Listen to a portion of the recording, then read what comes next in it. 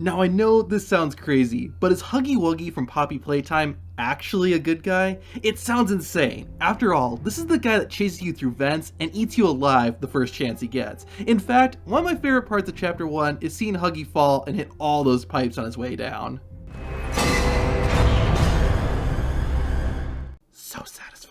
At least it was, until I saw a theory from Reddit user RoxyTS. Roxy theorized that Huggy Wuggy isn't really all that bad. What exactly does this mean? Well, when you see him for the first time, he's just standing there and chilling. Of course, he does suddenly disappear, and he does keep following you as you go deeper into the factory. I know that's pretty creepy, but if Huggy is supposed to be this evil creature that wants to kill people, why does he wait so long to attack you? You could argue that Huggy Wuggy is just sadistic, and he wants to make you uneasy before trying to kill you. Let me just add, if that's the case, it definitely worked.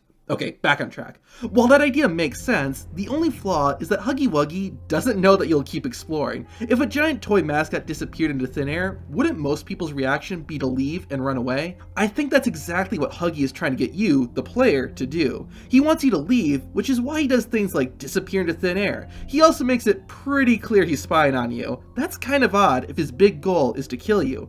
Either that, or Huggy Wuggy is just really clumsy. Ow, my head.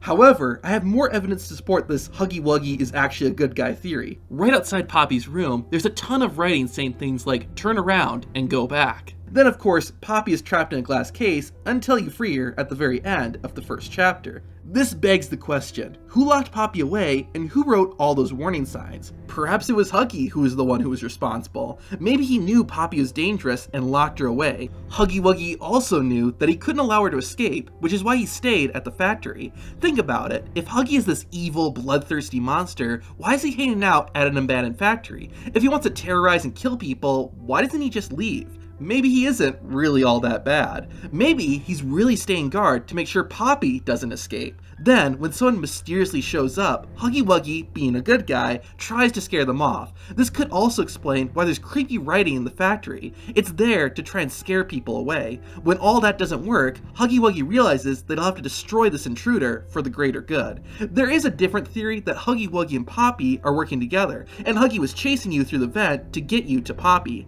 That is a good theory, but if that's the case, then why does Huggy Wuggy eat you when you get caught? That's kind of counterproductive. Also, if Huggy wants Poppy freed, why doesn't he just do it himself? Has he not figured out how to open a door? I think it's more likely that Huggy Wuggy actually wanted you dead and accidentally led you right to Poppy. Did he do this because he's evil? Or maybe he was trying to prevent you from freeing Poppy? Now I must confess, this theory has one big flaw, at least the only one I know about. Early in the game, right after you see Huggy Wuggy for the first time, a key suddenly appears in his hand. I think it's safe to assume that Huggy intentionally gave you this key. If he really is trying to get you to leave the factory, this is kind of an odd move. Maybe it's a bit of reverse psychology, like Huggy is hoping that if he makes it seem like he wants you to explore deeper into the factory, then you'll get spooked and end up leaving.